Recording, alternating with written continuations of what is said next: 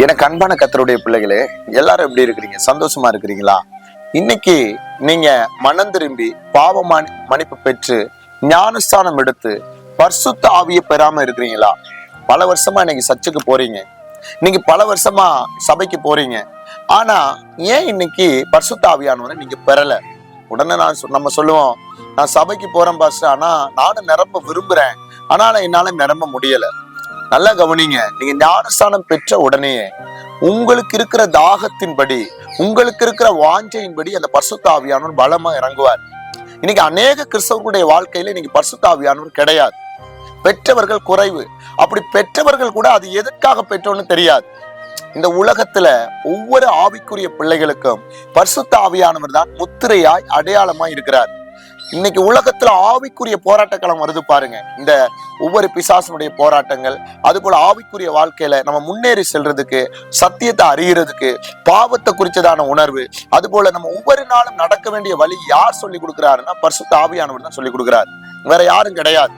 ஆனா இன்னைக்கு நீங்க 20 வருஷம் 25 வருஷம் போய் கூட நீங்க ஏன் பெறல? ஏன்னா உங்களுக்கு வாஞ்சை கிடையாது, மேலோட்ட வாஞ்சை இருக்கு, தாகம் கிடையாது. தனிப்பட்ட வாழ்க்கையில நீங்க ஜெபம் பண்ணது கிடையாது. இந்த வார்த்தையை கேட்கிற எனக்கு அன்பான சகோதரிகள் சகோதரன்கள், நீங்க ஊழியக்காரர்கள் யார் இருந்தாலும், இந்த ஆவியானவர் இல்லாம இருப்பீர்களானால் நீங்க எங்க போக முடியாது? பரலோகம் போக முடியாது. ஞானஸ்தானம் மாத்திரம் அல்ல, இயேசு கிறிஸ்து யோர்தான் நதிக்கரையில ஞானஸ்தானம் பெற்றோன புறாவை போல அவர் இறங்குறார். இன்னைக்கு நம்முடைய முற்பிதாக்கள், அது போல இன்னைக்கு ஒவ்வொருவருக்கும் இந்த பரிசுத்த ஆவியானவர் அடையாளமா இருக்கிறார். ஏன்னா அப்போஸ்தலர்கள் எழுதின நடபடிகள் 19வது அதிகாரம் நீங்க 2, 3, 4 படிச்சீங்கன்னா, நீங்கள் விசுவாசிகள் ஆன போது பரிசுத்த ஆவியை பெற்றீர்களா என்று கேட்டான்.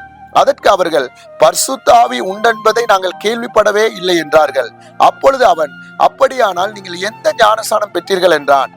அதற்கு அவர்கள், யோவான் கொடுத்த ஞானஸ்தானம் பாருங்க பெற்றோம் என்றார்கள். யோவான் கொடுத்த ஞானஸ்தானம் பெற்றோம் என்றார்கள்.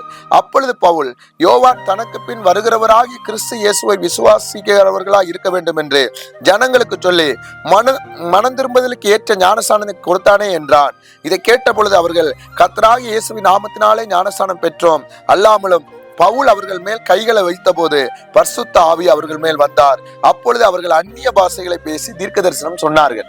பரிசுத்த ஆவியானவர் உள்ள வந்தா தான் அந்நிய பாஷை கிரியை செய்யும். அந்நிய பாஷை வந்தா தான் உள்ளான மனுஷன் பலப்பட முடியும். யோவான் முழுக்க ஞானஸ்தானம் தான் யோவான் ஸ்நானம் கொடுக்கிறார் பாருங்க ஒவ்வொருத்தருக்கு. இவங்க அந்த ஞானஸ்தானம் தான் பெற்றிருக்கிறாங்க. ஆனா தண்ணீர்ல மூழ்கி ஞானஸ்தானம் எடுத்தாலும் எதை பெறல? பரிசுத்த ஆவியை பெறல. இன்னைக்கு நிறைய குடும்பங்கள்ல கட்டுகள் என்ன? நீங்க பரிசுத்த ஆவியானவரை பெறாததால. ஆவிக்குரிய வாழ்க்கையில மந்த நிலைமை. ஏன் ஞானஸ்தானம் பெற்றிருக்கீங்க, பரிசுத்த ஆவியை பெறல? ஏன் இன்னைக்கு விபச்சார பாவம், வேசித்தன பாவம், அசுத்தம், இன்னைக்கு ஊழியத்துல வளர்ச்சி இல்ல, பிசாசுகளோட எதிர்த்து நிற்க முடியல, பல வருஷமா பிசாசின் கட்டுகள். ஏன் அப்படின்னா பரிசுத்த ஆவியானவரை பெறல. அம்மா, பரிசுத்த ஆவியானவரை பெறாட்டி உன் வீடு மதில் இடிந்த பட்டணம். நீ அபிஷேகத்துக்குள்ள உள்ள வரணும்னா ஆவியானவர் ரொம்ப ரொம்ப இம்பார்ட்டன்ட். இன்னைக்கு அநேக ஆவிக்குரிய பிள்ளைகளுக்குள்ளேயே அது இல்ல, ஆனா பேருக்கு இருக்கு. உன்னால அடுத்த கட்டம் போக முடியாது.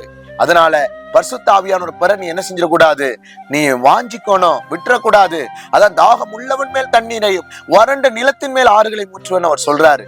அதனால இன்னைக்கு அநேக போராட்டங்களை ஜெயிக்கணும், இரவுல கர்த்தரோட இருக்கணும். இந்த பரிசுத்த ஆவியானவரை பெறாம நீ என்ன ஜெபிச்சாலும் அங்களுக்கு வல்லமை கிடையாது. அது வெளித்தோற்றம் தான். நீ எத்தனை வருஷம் ஜெபிக்கலாம், காணிக்க கொடுக்கலாம், சபைக்கு போகலாம், ஆவியானவர் இருந்தா தான் விடுதலை உண்டு. ஆவியானவர் இருந்தா தான் கட்டுகள் உடையும். அதால் இதை பார்த்துட்டு இருக்கிற பிள்ளைகள், பரிசுத்த ஆவியானவரை பெறாம இருந்தா சீக்கிரமா பெற வந்துருங்க. பரிசுத்த ஆவியானவருக்குள்ள வாங்க, நிறைவுக்குள்ள வாங்க. அதனால இன்னைக்கு ரட்சிக்கப்பட்டு 20 வருடம் 25 வருஷம்னா நீங்க எல்லாம் அவுட் ஆஃப் ஸ்டேஷன். அப்படிதான் சபையை விட்டு வெளியில போயிட்டீங்க. ஏதோ பேருக்கு விசுவாசியா இருக்கிறீங்க. நீங்க ஆண்டவருக்குள்ள இருந்த ஒரு பிரயோஜனம் இல்ல. இன்னைக்கு கனிகளற்ற வாழ்க்கை, ஆவியில குணங்கள் இல்லாத வாழ்க்கை என்னன்னா பரிசுத்த ஆவியானவர் இல்லாது. இது ஒரு கேட்டகரி. பரிசுத்த ஆவியானவர் இருந்தும் அவரை துக்கப்படுத்திட்டு இருக்கிறீங்க பாருங்க.